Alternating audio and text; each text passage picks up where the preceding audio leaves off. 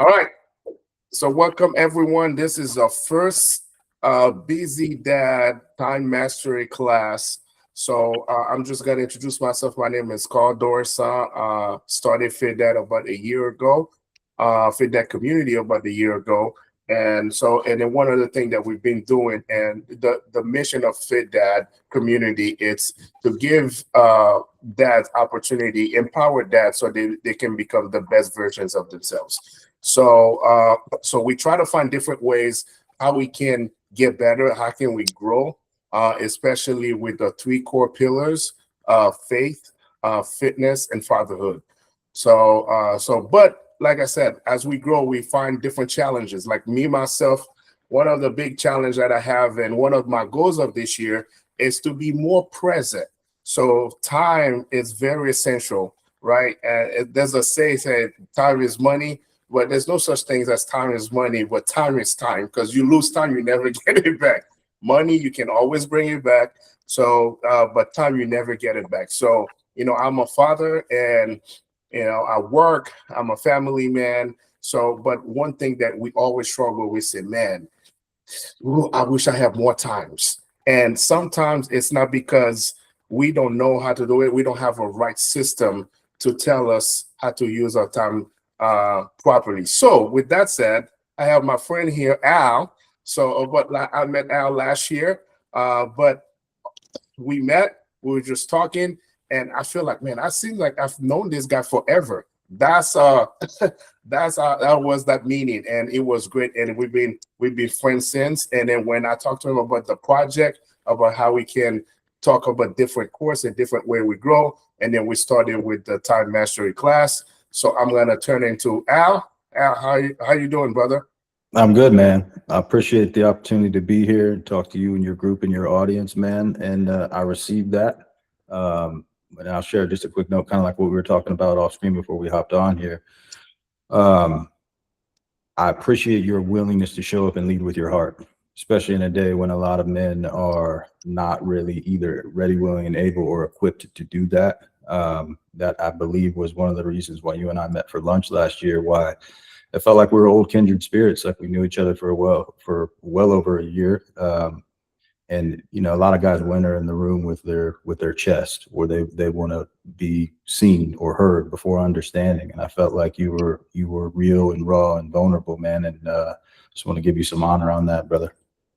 Thank you, appreciate you. And also we have Sam Johnson here. So Sam, you want to say a little bit about you? Sam Johnson, married, father of three, just here to learn a bit more about time management and see what we can glean from other dads that may have been through things that I haven't. So just trying to learn today. All right. So Al, you got the ball. That's the power of tribe, Sam. When like we talked about, man, when you're in a position to be able to have someone else that's kind of been there, good or bad, and made some mistakes, no, and you for can sure. learn from those gold nuggets, man. So honor to you for yourself and situational awareness. But I'll share a little bit about myself, who I am, what I do. We'll get into what I call the core operating system. This will be a 3-part series. So we'll try not to verbally vomit all over you this evening. We'll break it up into 3 parts strategically. So a little bit high level, my name is Al Hammond, born and raised in Fort Wayne. I do have 3 children myself. Been married to my wife going on almost 15 years now, by the grace of God. So I'll share a little bit about how I fell into time optimization, and I use that word choice very strategically, because I do believe that there's a stark finite difference between time management and optimization. So it was probably 2019. So to give you a little bit of background, I've been blessed to be able to run multiple businesses over the past 15, 17 years in a different capacity. The primary business that I run and own and operate now is Hammond Homes. So we're a luxury custom home builder here based out of Fort Wayne. We also own one of the largest e-com cold plunge stores in the world, which is the Cold Plunge store, or cold plunge sites, I should say. And then I also own and run a coaching group, and we call those the agents of and, meaning how to live life in the and, meaning a man of God and a family man and a businessman. So all of that takes time, right? You know, we've got, I've got 3 kids myself, and I want to be able, you mentioned the word present, Carl. I want to be omnipresent. So the delta or the difference there is making sure that, yeah, I'm present. I'm at home, but I'm really not present. You know, I'm sitting watching TV with my kids, but I'm on my laptop, or I'm sending emails, or maybe I'm just watching TV, but I'm not even present. I'm hearing them, but I'm not listening to them. I'm thinking of, what do I have to do tomorrow? What do I have to do the next day? Things of that nature. And I'm not really present for them. And I would love to sit here and give you some shiny story about how everything has been perfect and well-oiled and systemized for me, but quite candidly, it wasn't. And I got put in a position in 2019 where I had to really make a decision. So I'm a second generation home builder. My father started this company in 1978 and built this, basically bootstrapped the company up by himself for several years. I have worked in or around the business, man, since I've probably been 5, 7 years old. That little kid on a job site with a broom, acting like I was really doing something positive, probably just getting in people's way. But I did that all through middle school and high school. And then in my undergrad, I got out of the field and started learning the sales side of the business. And then once I finished undergrad and got into grad school, then I started learning the business side of the business. So like taxes and all the fun stuff that no one really tells you about how to run a business. But my dad was gracious enough to give me an education, both scholastically and at the same point in time, boots on the ground. And I had worked for him for a series of years. And then I would say 2010-ish, somewhere around there, the market had changed in the real estate arena, where there was just a litany of changes, and Dad was kind of 1 foot in, 1 foot out. And I was really pressing to be able to take more of a leadership and ownership role. So he basically gave me an opportunity to utilize the family name and start anew. You know, and it was kind of one of those deals where the market, the local and regional community didn't really know how that was going to react. So my dad had built a reputation that was synonymous with quality, good eye contact, firm handshake. Whether it's in the contract or not, if he tells you something's going to get done, take it to the bank, it's going to get done regardless of situation or circumstance. And that's what I had learned. But the market didn't know that about me yet.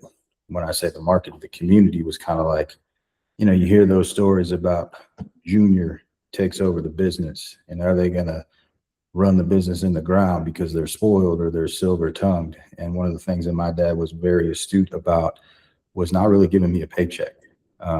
You know, candidly, if I'm going to be completely transparent, that was very frustrating for me when I was growing up, because I would see some of my boys and my friends like have a little bit of change in their pocket as they were working, and I'm here working, and my dad was giving me an education, but he had the foresight to be able to understand, like, okay, you can go to Sam's Club and work, or you can go, and I say that because I worked at Sam's Club at night to earn gas money and things of that nature. But I go back to the transition, which is there's going to be one or two things that are going to happen here. You're either going to run the business into the ground, or you're going to take the business and scale it. And I had to prove myself. And by the grace of God, that's what we did. But for the first, man, I would say 5 to 7 years of my business, I was the builder. I was the real estate broker. I was the interior designer. Believe me when I say you don't want me to be an interior designer. But we have a saying in my household, you just got to be witty, and it's an acronym, whatever it takes to yes. So you got to do whatever it takes regardless of situation or circumstance. And candidly, I wasn't capitalized enough to be able to hire a team or hire folks that could help me out. So I did that, and I did that well. And we started having a little bit of success in the business once I earned my reputation individually, both on personally and professionally. And the business kind of took off. And in 2019, I got in a situation where, if I'm going to be really real, it felt like I almost broke up with my high school girlfriend. And there was no catalyst. There was no instigating factor of that. I remember it. It was December. And I was trying to figure out what was going on. I couldn't necessarily eat as much. I felt like a little bit of state of depression. And Um, at the time, I couldn't lift as much weight. That was the real catalyst for me. I couldn't lift as much weight in the weight room. And I was like, wait a minute, what's going on here? So I didn't want to just take a pill. I wanted to understand what was going on and treat the root, not the proverbial fruit. And I understand people have to take medication for all means. By all means, I'm certainly not judging, but I wanted to understand what was going on. So I went to a holistic physician, and she basically handed me my stuff for the hour that we met. And she basically said, you have phase 2 adrenal fatigue, you have cortisol issues, you have a litany of things that are going on because your body is constantly stuck in fight or flight.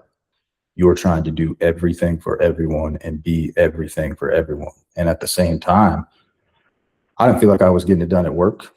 I felt like I was coming home, trying to have dinner with the family, not present at all, constantly on my mind on something else, thinking about what's my next day, what's my next meeting, how am I going to get this client, how am I going to show up, what conversations am I going to have with this trade partner. And it became, again, if I'm going to be really transparent, kind of like a roommate relationship with my wife, where, we would see each other in passing and we were cordial and cool and there wasn't anything. It was good. It was just good. But good is a thief, and it will absolutely rob you of great if you allow it to. And then I see my kids getting older, and I see the fact that I'm starting to miss out on memories. I'm starting to miss out on experiences because sometimes I wasn't present. I was working, I was grinding, and we as men or females, as leaders or entrepreneurs, we put ourselves in a position where you got to work harder. If you're tired, it doesn't matter. Suck it up. You got to grind. You got to do this, almost as if that grind was like your trophy. Well, I'm the hardest worker in the room. I can outwork everybody in here. And I'm sure everybody on this call and most of your audience think that. And candidly, you probably need to think that to be successful as an entrepreneur or a leader in whatever role or capacity you have. And I'm not saying that it's wrong. It'll serve you in a season of growth. But at the same time, like what are your costs associated with that? So I went to work. I started researching and listening to podcasts and understanding, how does this guy over here in California fly clear across the country, run multiple businesses, and he's still back at the dinner table by 4, 5, 6 o'clock at night to be able to be present for his children. And he's a 7, 8, 9-figure earner and a father and a husband. And that's why I talk about living life in the and, not the or. So I recognize that we live by design or default. Whether you design your day or not, somebody else is. That's the default section. If you can live your life by design, how do we do that?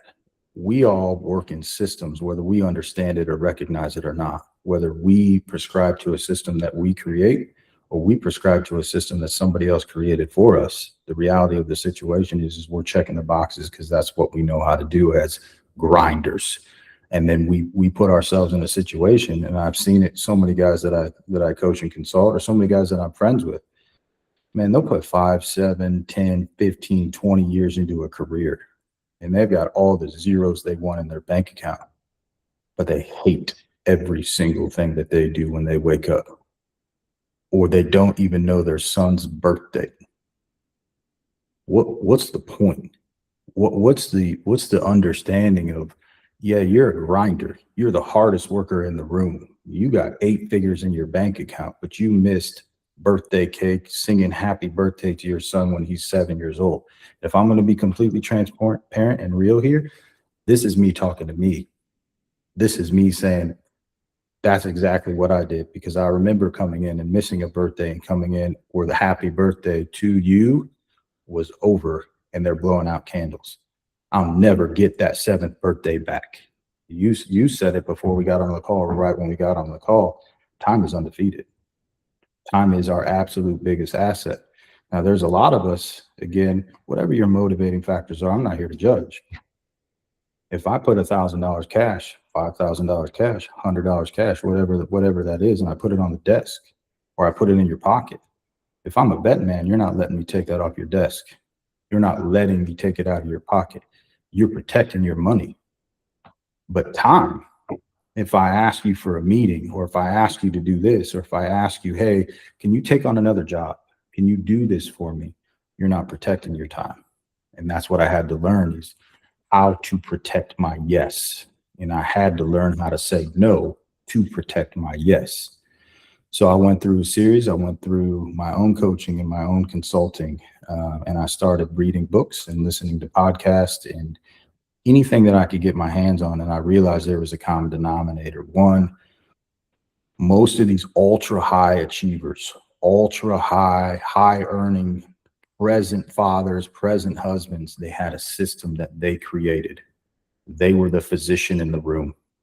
What do I mean by that? So if something happens, not an emergency, God forbid, you have a cold, you have an ache or something like that. As we're all getting older, we all got aches. So you put yourself into a position where you can't call your physician and say, hey, I'll be there at 9:30. You got to call to get a number to get in line, and you may be 2.5, 3 weeks out, because that physician protects his time. Got to be the physician in the room. So why aren't we doing that in our household? Why aren't we doing that at our dinner table? Why aren't we doing that for our children? So I started to understand, what does this look like? And I first needed to go through an assessment, really, of who I was as a person. So I've created a system called your core operating system, and it's an acronym, CORE. First piece that we'll get into today, and I'll give you a high level overview of what those things stand for. But I really want to get into the C, which is the contract. But at a high level overview, your C stands for contract, meaning what is your personal contract? So many of us will have a contract for our house, mortgage, contract for our vehicle, payment, contract for our work. In exchange for X amount of hours, time, effort, dollars, energy, I'm going to provide this service. I'm going to provide this product. But what's your contract for yourself? Most people don't have one. It's a defaulted version of who they are. And they wake up, they're 20, 25, 30, 35, 40, 45. And the next thing you know, you're pursuing a goal that isn't even yours. It's a goal or a dream that somebody else gave you. And you thought, hey, let me figure out how I can make money out of this. Not thinking, is that my ultimate vision? Is this who I want to be? So we get into the weeds of creating a core contract. From there, it's your operating system. Again, whether you recognize it or not, every single person in this world has an operating system, whether they choose to design it or they choose to default because somebody else designed it for them. The reality of the situation is we all have an operating system. That starts with circadian rhythm. What time do you wake up? You wake up naturally, or you wake up because someone tells you got to wake up because you got to be at the office, or you got to be at the gym, you got to be at the job site by this time. I'm not saying any of that is bad. But does it align with your vision? Yes or no? Get into the vision piece of that. The operating system is broken down high level: vitals, vision, and vehicles. With your vitals, we'll talk about vitals and vision next week or on our next call. But vitals is a simple starting line. It's an assessment of where you at personally, physically, financially, mentally, spiritually, emotionally. It's not Al versus Sam. It's not Al versus Carl. It's not even me versus me. It's just a real, raw, honest to God assessment of when I wake up and I look in the mirror, it's just me. And I'm just being really real with me. And I look in the mirror. For most men, it's physical. Because you can see that. You don't have to be real with yourself. You don't have to take the proverbial mask off. You can say, man, I'm getting soft. Man, I don't look well. Man, I used to be able to do this, but I can't do anymore. I mean, how many dudes you walk around talking about, I went to state back in 98? Bro, that's a cool story. That's 28 years ago. But what are you doing now to be able to get off the couch so you can go and throw the football with your kid? Or you can do what you did last night, Carl, and run around with 13-year-olds and school them on how to play soccer. You've got to put yourself in a position to be able to do that. And then what happens is this guy starts to see, wait a minute, man, physically, like I'm not showing up how I used to be. It happened to me. I mean, I just shared, like, I wasn't able to lift as much weight. And my ego and my pride was telling me, wait a minute, like we got to fix something here. And then as I continued to take that assessment, well, how am I at mentally? man, if I'm going to be really real, I haven't really checked in with myself in a hot minute because I don't get to. Because as a man, as a provider, as the leader, as the grinder, it doesn't matter how I feel. I got to go to work. I got to do what it is that I got to do to provide for my family because I got kids now. We're playing for keeps. I can't take a day off. I can't come up for air because who's going to do that if I don't? But at the end of the day, if you got an empty cup, you're not pouring. You can't pour into your kids. You can't pour into your wife. You can't pour into your family. What kind of a standard of excellence are you created if you're just going through the motions every day because you don't have anything left because you're not protecting your yes? You're not putting yourself in this situation. And then if you want to get really deep, spiritually, what's your relationship like with God? I'm not talking religion. I'm not talking going through the motions.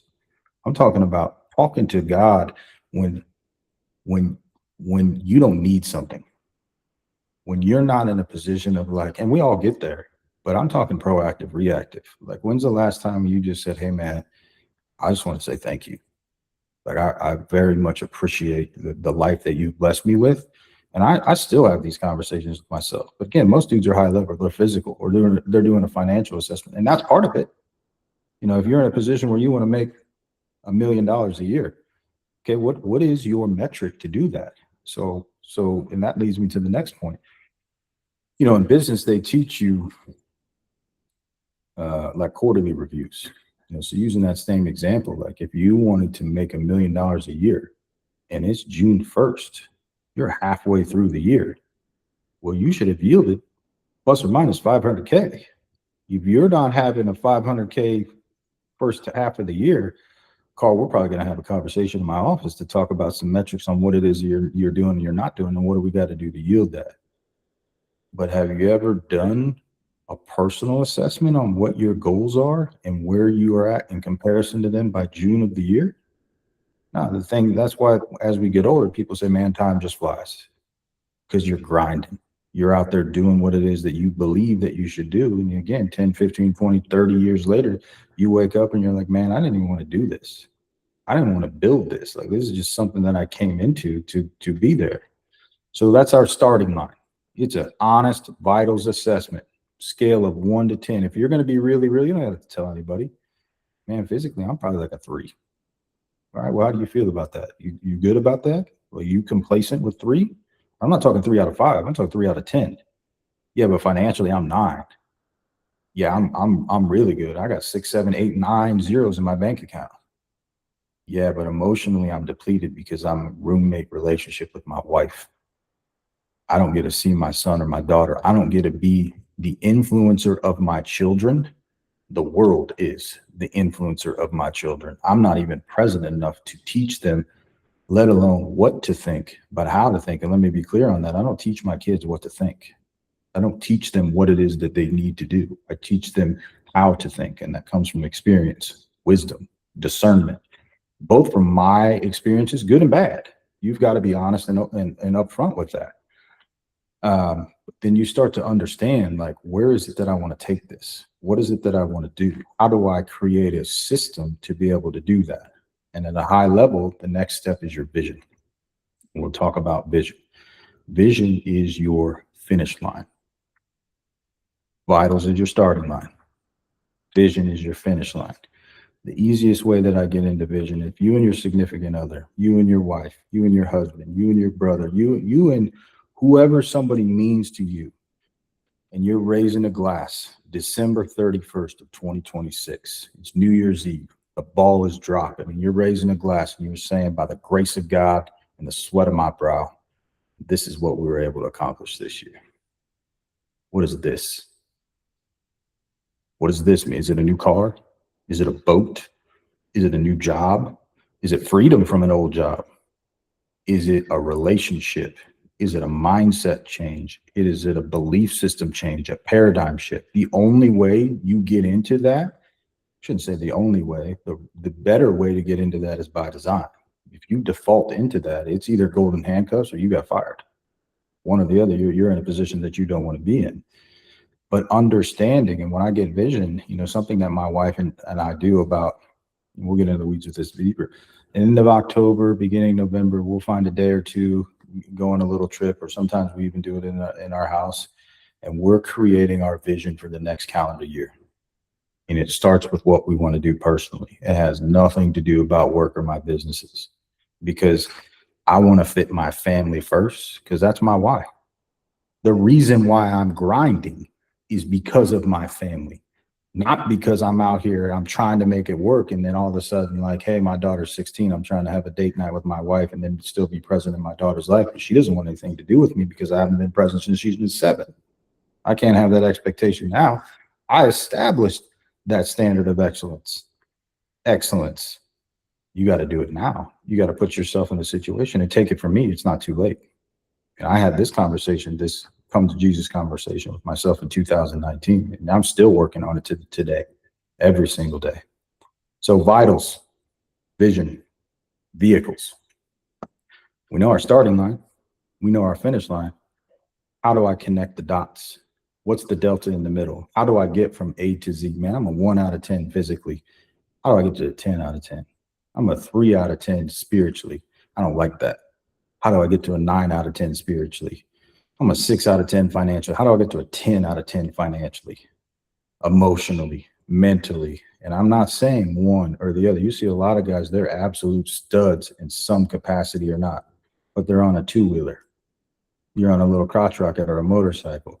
Man, you're great financially and you look great physically. You're yoked, you're stacked. But spiritually,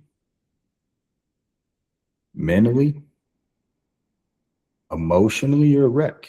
And that's why you see guys, they just walk around with a mask on. They got an armor. You never really know who they really are. And that's why you see it on the news. You see it on socials all the time. Man, this person was here today, they're gone tomorrow, God forbid, because they weren't in a position where they were living their life by design. High level, we get into an operating system. There's 4 quarters in a calendar year. Average month has 4 weeks in it. So as I started doing my research, I started feeling back, and I used to say, let me just look every month on where it is that I'm at. So I would do a 30-day assessment, and then I needed more touch points. I needed to be able to have a higher cadence. So I started doing it every Sunday night, and I still do that. Where am I going with this week? Does this meeting take me closer to or farther away from my vision? Yes or no? Bro, if it's no, why are we even talking about it? You get into the weeds, little things. Does eating this cookie take me closer to or farther away from my vision? Yes or no? Well, if my vision is, I used to do amateur bodybuilding for like 15 years of my life, man. And I thought it was real cool to walk around and be a meathead. So when I say enter the room with your chest and not your heart, yeah, I was that guy. And I'm not proud of it, but God has blessed me to be able to learn a lot of lessons for that. But I would understand, and I would look at the way people eat, and I would just say, man, if you understand what you put in your body, like, you got to work so much harder just to get that off. And eventually time's going to get away from you. Doesn't mean I don't like to eat cookies, but what I don't do is put myself in a situation where I have to negotiate and waste so much energy with myself that every single time I'm walking by the kitchen, I got to tell myself, don't eat that cookie, don't eat that cookie, don't eat that. I just remove it from my life. And I'm using cookie as an example, but what if cookie was alcohol? If we're going to be really real, what if cookie was porn? There's so many things that men struggle with. They're defaulting into that situation. So we created an operating system, 4 quarters. Again, everything is a play on words with me. This is a core operating system. So the O in the operating system is the 4-quarter operating system. My 4 quarters in my day aligns with 4 quarters in my month and 4 quarters in my year. And by the end of the year, I don't have to think about what I'm doing till tomorrow, because it's designed to be able to get me back to that vision. If this is my vision, and I want to, by the grace of God and the sweat of my brow, to be able to put myself in a situation with my wife and my family by the end of the year, I don't have to negotiate with myself. Well, do I want to do this? And I'm not going to judge anybody on this call or in this group. I personally don't drink alcohol. Why would I drink alcohol? Is that going to make me spiritually better? Mentally better? Physically better? Does it take me closer to, away from my goals? Yes or no? There is no negotiation. There's no, but there's no, but one time. Doesn't mean I don't have fun. Doesn't mean I don't engage. It doesn't mean I don't put myself in a situation where I'm relaxing, but there's other things that I want to do. Cold plunging, weightlifting, cardio, time with my son, and my daughter and my wife and my my family. What does it do? That's my relief. So I have prescribed myself an entire operating system to be able to put myself in that situation.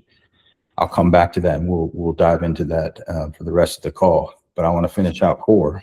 The R is relationships. Who, not how. So now I know who I am. That's my core contract, non-negotiable. You don't get to negotiate whether you want to pay your mortgage or not. You don't get to negotiate whether you want to pay your car note or not. You don't get to negotiate whether you want to pay your cell phone bill or not, bro. If you don't pay that, they're shutting it off. Now, if you attack your life with the same level, the same vigor, you don't negotiate eating cookies, watching porn, drinking alcohol, staying out at night, going to bed at 12:30, 1 o'clock in the morning because you're staying up doom scrolling or playing video games or whatever it is that isn't leading you towards your vision. Not my vision. You're the one that created the vision, not me. That's your contract. Operating system is how. Now, who's going to get us there? I can't do what it is that I do without my wife being able to be present and assist in what it is that I want to do. This isn't me telling her, hey, this is about me and you got to come in. Go back to the conversation we had a couple minutes ago about, hey, in October or November, what's important to you? What is it that you want to do? I need to have a finite understanding on who you want to be, who I want to be, who we need to be able to put ourselves in a situation, because I can get up, I wake up at 4 o'clock in the morning every day. If I'm not in a position where my wife does what her zone of genius is, she's an empath. She has a great heart. She genuinely enjoys serving our family and putting ourselves in a situation. But if she didn't, that would be a role I needed to pick up. So you can't just go out and create an operating system and say, hey, babe, I got this cool operating system. I heard this dude on this call, and I think we're going to do it. And she's like, that's great, but I'm not trying to do any of that. That's the E. The E is silent. It's enroll. I have to enroll my wife. I have to enroll my children. I have to enroll my team at work. This is who we are and what we do. If you're not enrolled, aligned, or yoked in that, this isn't going to work. Again, it's not my way or highway. We do the negotiations before we're in the hunt. Once we get in the hunt, if you start negotiations, now you're making your decisions based on feelings. I don't feel like working out today. I don't feel like getting up at 4 o'clock in the morning going to the gym, bro. I don't feel like getting up at 4 o'clock in the morning going to the gym either. But my goals, my decisions, my visions, my commitment require me to do that. That's a separator. Do you negotiate and make your decisions based on how you feel, or based on your commitments that you previously established before you walked into your goal, your vision, your dream, your hunt? That's why I do that in October, November. This is well before the season of start, before we get in here. So when we get in here, sure, you can make an adjustment. Hey, you know what? We can't go to this event on Saturday night. It's been planned for 6 months. Something came up. Okay. Champions make adjustments, not excuses. Move on. Does it get us closer to our goal, our vision? Yes or no? It's very simple. So high level, that's a little bit about core. We can get into the contract piece a little bit more, but I don't want this to be me talking at y'all, man. I don't want to be verbally vomiting. What are you hearing me say? What thoughts, what questions, anything I can clarify on any of that?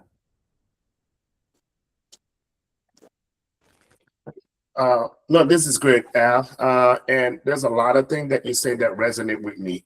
Like I said, I mentioned earlier that it's the presence part, right? You absolutely right. You on the phone. I mean, we got so much distraction around us. We have work, and the thing is, we want to commit to everything, right? So this email just pop up from work. Doesn't matter if it's 10 o'clock. We feel like we have to answer to that email. It's like it can wait. It can always wait. Or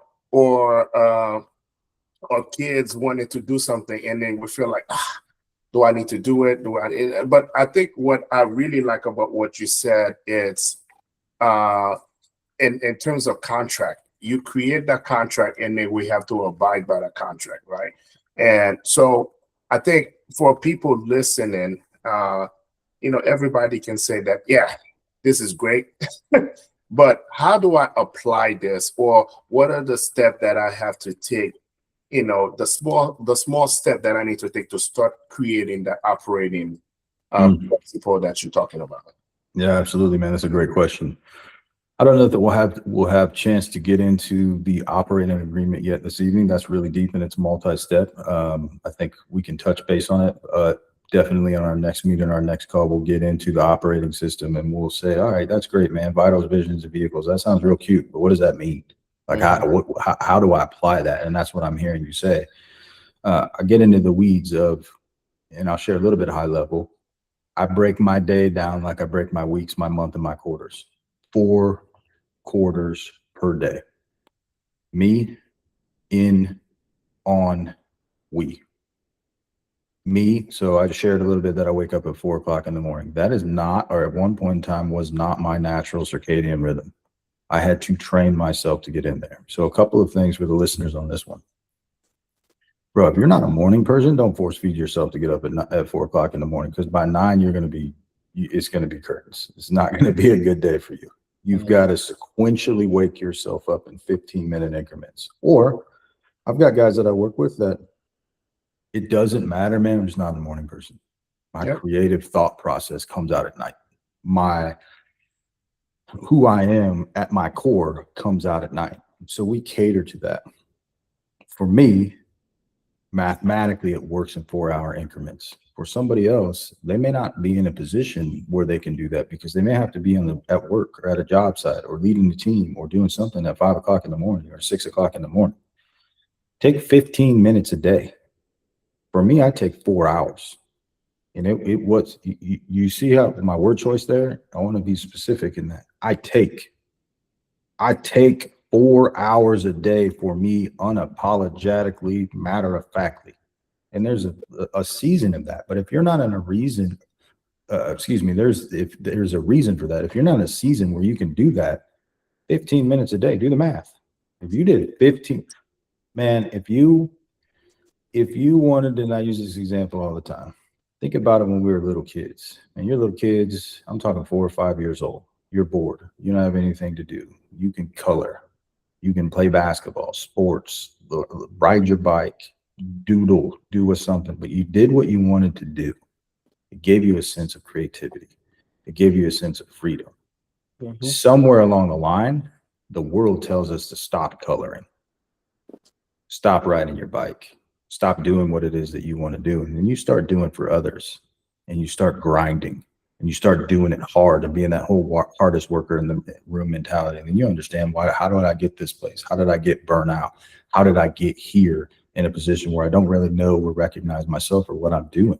And you're doing it by default. So putting yourself into a situation where from 4A to 8A, that's my me time. That's the time I go to the gym. That's the time I do cardio. That's the time I get alone with God and I ask for forgiveness, guidance, protection. If I wanted to learn a new language, if I wanted to listen to a podcast, if I wanted to, whatever I want to do, I protect that time, period. Matter of factly, you can call me at 7 o'clock in the morning and 6 o'clock in the morning and say, hey, man, I got this email. I need help. Cool. I know I have a system for that. I have a time block for that, but I'm not giving that up. Mm-hmm. I'm not trading my time for money. I'm not trading my time for somebody else's time. At the end of the day, I know that I am putting myself in a situation where I'm filling my cup. How many of us out here walking around trying to fill somebody else's cup when we got nothing else to give? We've never filled our own cup. We've never put ourselves in a situation where I'm waking up and I get to do whatever I want to do. And bro, I do this every single day. Let's just look at the work week. I'm not even talking about Saturday and Sunday, man. Mm-hmm. I'm talking about the Monday through Friday. What could you do? Who could you be? What could you have if you did something matter of factly for 20 hours a week? Bro, that's 80 hours a month. You could do anything that you wanted to be. If you put 80 hours a month in for an entire year. Now, for the people on this call, that's great, Al, but I can't allocate 4 hours a day, man. I got 17 kids and 4 different jobs, and I'm just trying to make ends meet. Cool. You got 15 minutes? You're trying to tell me you can't have 15 minutes. I guarantee you, if you looked at your Instagram or social media account right now and you looked at the Insights app, guarantee you you're over 15 minutes.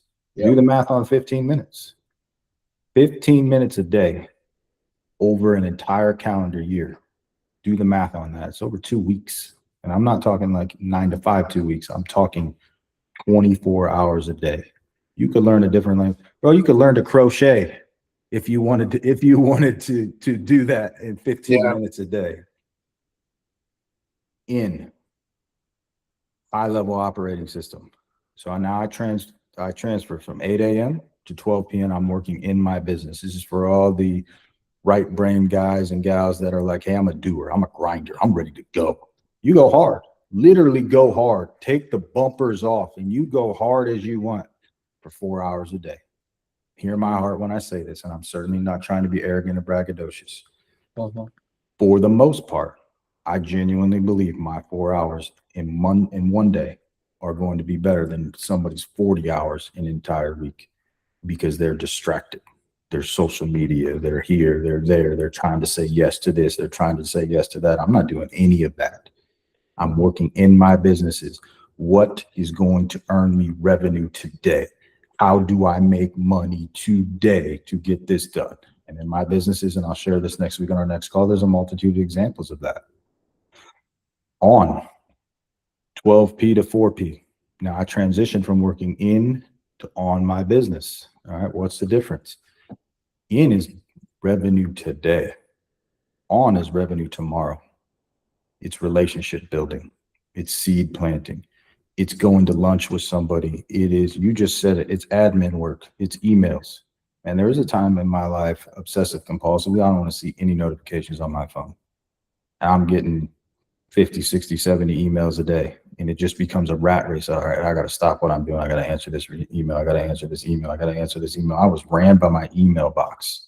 How do I keep up? If I don't, then I just shared with you a little bit about my history. You know, my dad came from a third world country, bootstrapped his way up to building a multi-million-dollar organization. Here I am, born in this country with 3 degrees, 2 of them at the master's level, and I'm out here struggling. It's because I don't have a system. It's because I'm trying to be a yes man. Trying to say yes to every single thing for every single person out of fear. I don't want to do that. I don't want to let my clients down. I don't want my trade partners down. I don't want to let my team down. I don't want to let my dad down. Right. But I have to be able to have a system to put myself in a position to be able to do that. And that's when I do that. 12P to 4P. You send me an email at 8:01. I'm working in my business. I put it in a folder. I don't touch it until I go back 12P to 4P. And that's when I handle my emails. My entire day, brother, my entire day is set up for my fourth quarter. From 4P to 8P, that is my family time. Matter of factly, non-negotiable, does not matter. If you call me, and I'm a home builder, Al, I want to build a $10 million house. Here's a duffel bag full of cash money. You don't even have to reply back yes. Just tap back, thumbs up. Tap back, thumbs up. I'm not for sale. You can't buy my time in exchange for my time with my son, my daughter, my wife. You can't do that. And I protect that time just like I protect my 9 o'clock in the morning with a board meeting with a client, a multi-million-dollar client, or whoever it is. And I let my kids see that. And I let my wife see that. And I pedestal them and I let them know, no, I will blatantly hit ignore on a phone call. I'm not checking emails. I'm not doing the things that I need to do because of the word you said earlier. Because I'm being present. I'm present. And I'm teaching them and reminding myself. I shared with my wife back in October of last year, I want to be the best father I can be. I shared with my wife, I want you to be so proud of me as a husband and a father that you non-negotiable are like, I'm never thinking about leaving my husband. Not because you have to, because of the things we have in my life. No, it's because of the relationship we have, because I worked for that relationship for 4 hours a day. Bro, go back and do the math. 80 hours a week. What if you worked with your children for 80 hours a week? I'm not saying everything is sprinkles and rainbows and it's going to be fun. No, it's work. You're going to ask your kids to work too, especially when they get to be teenagers and they try to say, nah, I'm cool, Dad. We're going to go back in our room. Nah. It's family time. We're not going to sit here and watch a movie and I'm going to be on emails and you're going to be on your iPad. We're going to sit here and we're going to engage. And if you're bored, cool. Let's have a conversation. Let's get into your life. Let's figure out, how can I assist you? How can I serve you? What can you learn? What can I teach you? All of these things. And I know it's 4 quarters, but there's a fifth. The fifth quarter is sleep. So like an old man, you can probably tell from this call, like I'm very animated. I speak very vigorously. I'm very passionate about what it is, especially when it comes to time and what I believe in. So it takes me a little while to calm down. I've learned that through self and situational awareness. I also want my body to get a minimum of 6 to 7 hours of deep REM sleep. So as we get the tactical, practical of men, gone are the days, bro, where my 21-year-old self, I could be out till 4 o'clock in the morning. I'm on the job site at 7 and I'm good. Yeah, we're good. I need a protein shake and some coffee, but I'm good. Nah, I know from a measurable. So this is I've got a Whoop band and an Oura ring. I look at my insights. You can't manage what you don't measure. Yep. If you're just out there, I don't feel like it today, bro. I don't feel like it any day. But I look at my measurables and I say, well, maybe you shouldn't go to the gym and try to break the combine record for bench press today because you're red, because you went hard yesterday. You can't go to the gym and continue to work on biceps, and hope that your arms aren't going to plateau. Your chest isn't going to plateau. Your legs isn't plateau. Same thing with your money. Same thing with everything. Put yourself into a position where you protect your sleep. My wife and kids know you all can stay up and do whatever it is that you want to do, watch Netflix and whatever your circadian rhythm does. And for folks that are listening to this, that's great, Al, but I work 3rd shift. Cool, but eventually you got to sleep. I'm not talking about when you need to go to sleep. I'm not even talking about how you need to go to sleep. There's some dads that I know they're ninja level, bro. They can get by on 4 hours of sleep. You're an alien, by the way. Like, I can't do that. I don't know how y'all can do that. I got to have solid 6 to 7 hours a week. I got to have my sleep, man. So again, I'm up at 4 o'clock in the morning. I'm a bed at 8. Deductive reasoning math can tell you there's only an 8-hour window right there. You got to be able to get your sleep. That's a little bit about the operating system. We'll get much deeper in the weeds of doing that, but I want to take the next probably 10, 12 minutes here, man. And I want to go back into the contract piece because that's where it all starts. You have to pedestal the contract, simply stated, like you would with your mortgage, like you would with your car, like you would with things that are very, very important to you. Because if you don't, when you get pushed, when you get challenged, when you get up against it with time, or you get up against it with a situation or situations in your life where somebody approached you wrong, or you lost a business deal, God forbid, or something happened where you just didn't show up as your best self, where's your center? What do you come back to? So a lot of folks will have core values on a wall. I bet if you walk into most organizations today, they got something on their wall, a series of 4, 5, 6, 7 words. You didn't create those words. Those are words that somebody, a CEO or somebody in the organization created: trust, loyalty, honor, respect. Great, that means cool, but it doesn't mean anything to me. Right. We give the meaning to meaning. You've got to find something. What is your meaning? And when I first did this exercise, I was like, man, what is my contract? Who am I as a person? What does that mean? And, I wanted to make it like all shiny and cool and like I'm a man and I'm like, okay. But really what I came up with was the word boots. I shared with you a little bit about my family history. My father came to this country, didn't have a dime in his pocket.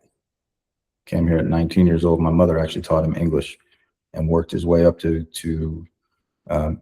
being who and where he is now by the grace of God. But I understood at a very early age. I learned math.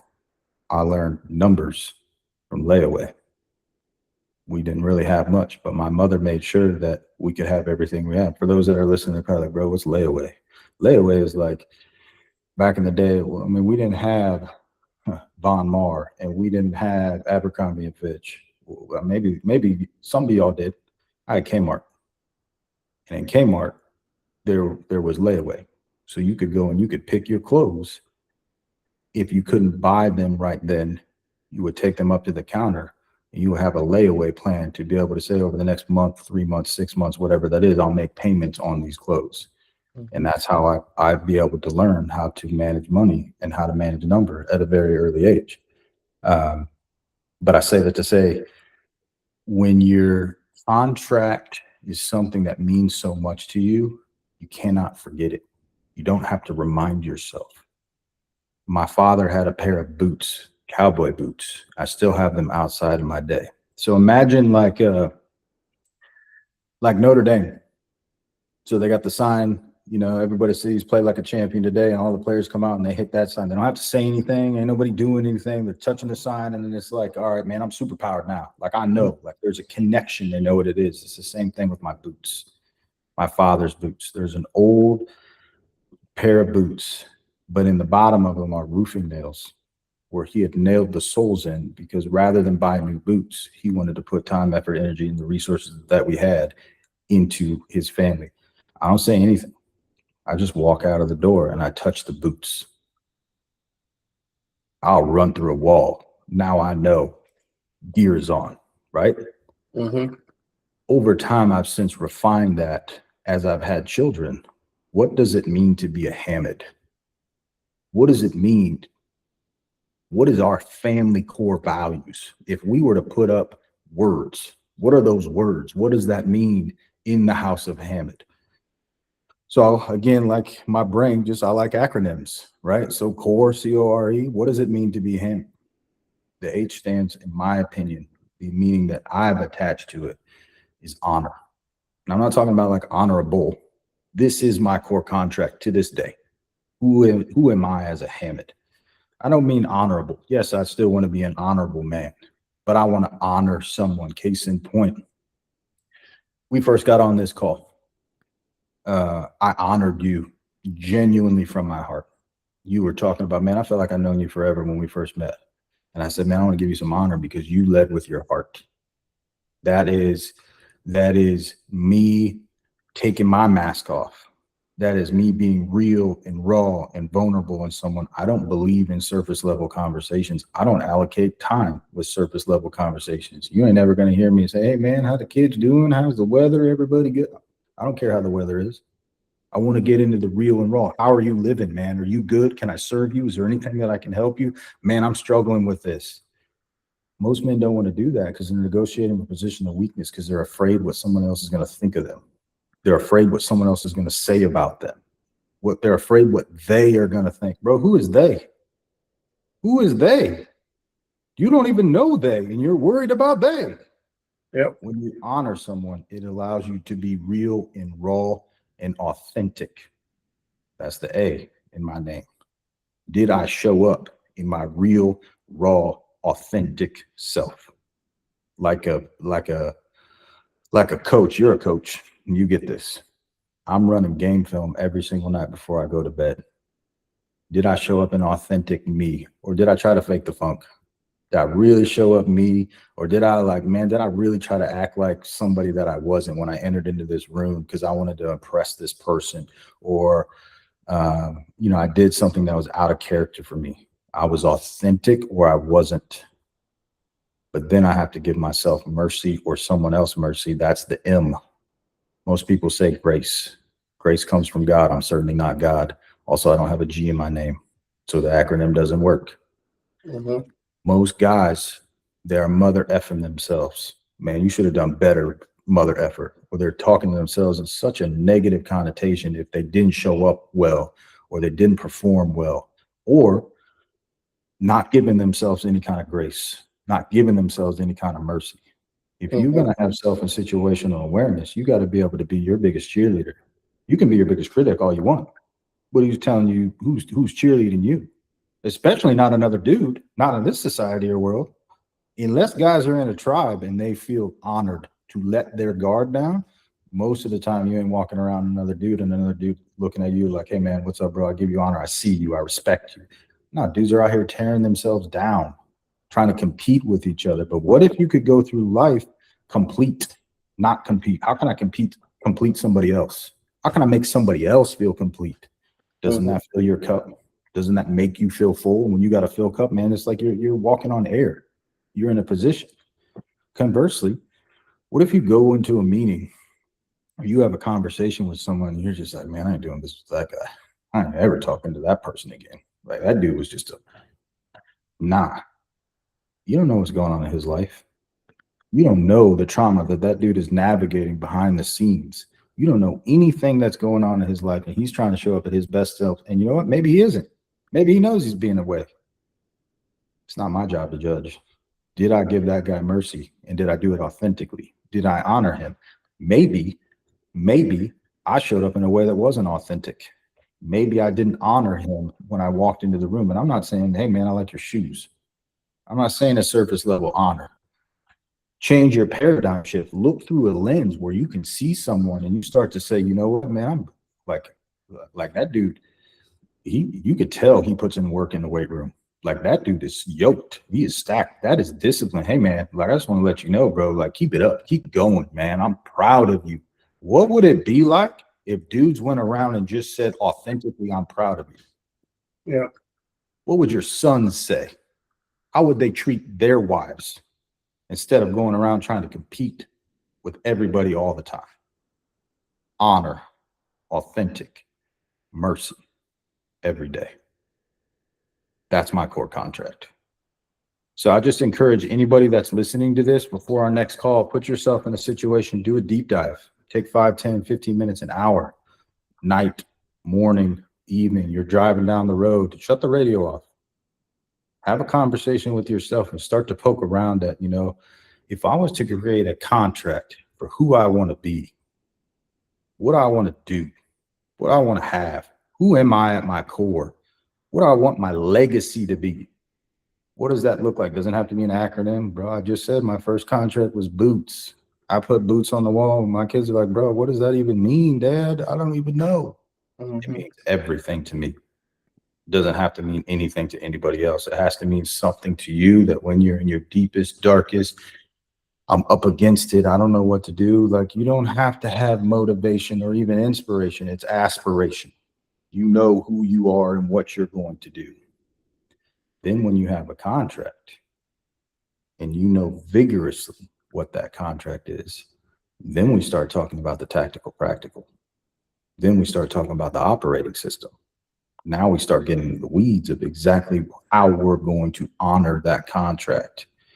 That's what we can get into on our next call. No, this is great. Sam, you got anything you want to ask Al before we leave? Yeah, no. So I'm enjoying the conversation. One, I appreciate you going into some detail about yourself. Appreciate learning about people and just their story. But the thing that I like is one of the things I like to say is like you got to make a plan, then work your plan. Yeah, man. And so this is kind of where it starts. But you gotta know where you want to go. And I think the assessment piece is the most important, right? So my curiosity is around, okay, how do I know where to base myself off of? Yes, I get that I'm supposed to be, I'm at this level, right? This is my current state, but how do you validate, okay, this is where I want to go? Do you base that off of what you've seen? Do you base that off of where, because I think sometimes we get, we like not to compare ourselves, but you get caught up in that no matter what. That's human nature, right? You see something else that like, hey, that looks cool, that it just happens, right? So how do you know that, okay, I'm basing off here's where I am, and then you just say, am I getting a percentage better? And because I think that's where you want to be. I want to be a percentage better, or say, hey, I want to be like, X, Y, Z. So what's some of your thoughts on that? That's a very good question, man. And no smoke. That tells me that you are very situationally and situationally aware. To be able to just walk through that. I'm like, all right, great, Al. I think I understand high level what you're talking about. But what I'm hearing you say is what are the metrics? What are the thresholds? How do I get to that? And first thing is that comparison is the thief of joy to you. So having the situational and the self-awareness to know that, all right, I got a 4-pack, dude's got a 6-pack. I make $100,000 a year, he makes $1 million a year. I got 4 kids, he's got 8 kids. I'm not saying don't be inspired or aspire to be someone like that, but we don't want to be idealistic. We don't want to put somebody else on the shelf, right? So the process that we're pedestaling is, how can I be the best me? How can I be the best Sam? That's deep work. that's understanding. I can tell you what I think the best Sam is going to be based off of hours and hours and hours and hours and hours of conversations of hanging out with Sam. Sam's going to know really, really, all right, am I really emptying the tank physically, or did I just show up and go through the week, did I just go through the motions on this workout? Yeah. Am I really emptying the tank emotionally, spiritually? Am I really doing all the things that I need to do? Yeah, but it's still not yielding me the fruit that I want to be able to see. I really like to have just a better path of prayer. I'd really like to have just more mental clarity or physical prowess or financial or whatever that is. That's our goals. So if you're earning $2 an hour and you want to earn $20 an hour, maybe it's an unrealistic expectation. I'm just using a random example. Maybe it's an unrealistic expectation for some of the 10x they're earning overnight. Okay, but can we double it? Like you said, 1%. Can I go from 2 to 4? Can I go from 2 to 3? Yeah. Okay, and what's the timeline to be able to do that? 3 months, 6 months, a year, whatever that is. Let's put ourselves in a position where we're chunking it down. We're essentially going through, here's the next state. Here's an attainable goal for us to be able to hit based on our vision, using our operating system, congruent with our contract. You're not being anybody else outside of Sam. You're being who you are, true to your authentic self, not utilizing comparison to motivate you, not allowing somebody else to come into your life and say, hey, Sam, I think you can do better here. Now there's feedback that we can get back from the people that truly love and care about you. Right. And again, someone like yourself, the situation with yourself, where you're going to pick up on that. But at the end of the day, what does Sam think? What is Sam's level of standard of excellence? Right. That has to be clearly and concisely defined by you. And it doesn't have to be finite. It could be fluid. Your level of excellence and your standard of excellence for you for 2026 is here. 2027 is here. 2028 is here.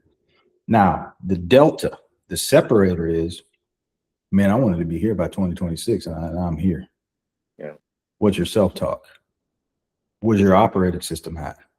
If you're really real, there's a book by the guy, a Navy SEAL by the name of Jocko Willink. It's called Extreme Ownership. Basically, anything and everything that goes right or wrong in your life has to do with something that you could have controlled or done. Did you say something wrong? Did you not say something right? Did you show up? Did you not show up?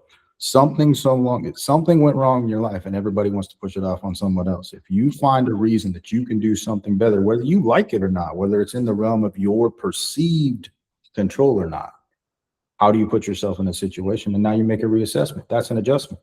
Yeah. All right, Sam, you know what? I appreciate you do that. And believe it, for me, I used to be the guy that was always mother effing myself. I would come out of a weight room or a locker room and be like, all right, man, you could do better. You could do, you could do this, you could do that. As dudes, that's what we're taught. You got to be hard, bro. You got to be tough. You got to put yourself in a situation. But what if you can give yourself grace and mercy and say, you know what, man, I genuinely feel like you emptied the tank and we still came up short. But that's all right, because this is what we're going to do. Here's a plan of action. Here's a goal. We'll reverse engineer to get there. Yeah. No, I love it. Good question. I'm gonna be honest, man. This resonates with me on so many different levels, man. So like, really, so I focus on CI during my normal work life, right? And so one of the two key pillars of CI is, like you talk about, having a problem statement and having a objective. And so because those are the two most important, it's also here too, right? So it's like you can always apply something to where it goes, right? With work, hey, it goes there. I'm supposed to do this. And it's just kind of wonder, we're kind of hitting this side that kind of, hey, this applies to this other side as well. So no, I appreciate you. Al. Yeah, brother. That's good, man. So that's good. It looks like, we're having so much fun. I feel like we can be here all night talking, but like Al mentioned earlier, it's a 3-series. So we had tonight, we got next Thursday, and then we have April 30th to finish.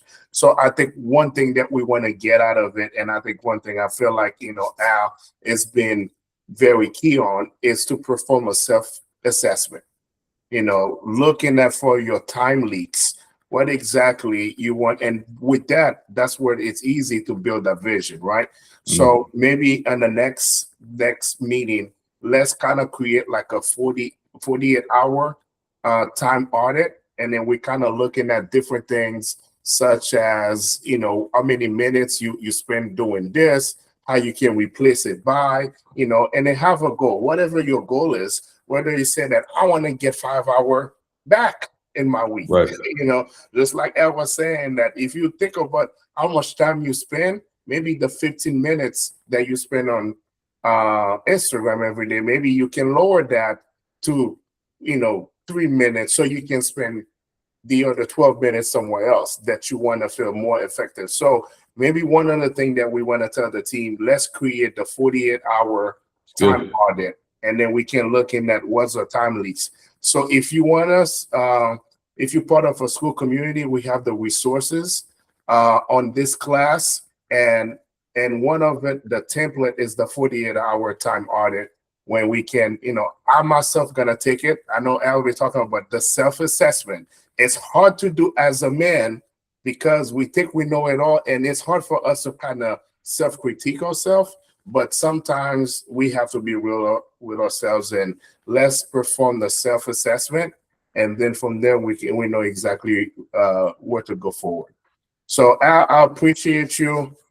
We went to class to be about an hour, and it's been great. I can't wait for next week to get into the true operating factor, because everybody say, yeah, this is great, but how can I do it? Or what's are the different practical methods that I can use to get there? So, you know, and I don't want to talk for Al or for Sam. You know, the goal is not to tell you this is what's going to work.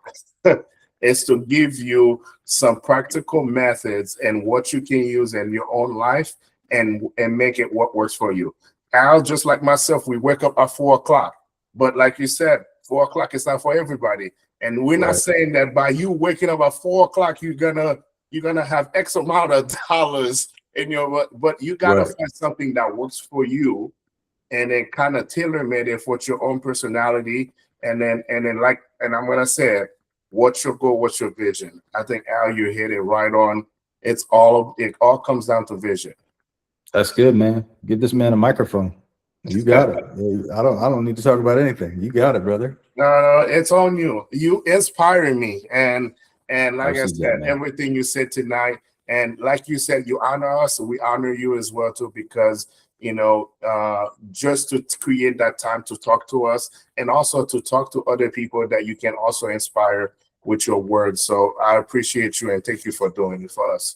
You got it, brother. I'm happy to be here. Appreciate y'all. We'll see. We'll see you next week. Yep, we'll see you next week. All right. All right, fellas. See you guys. Take care. Yep. See you.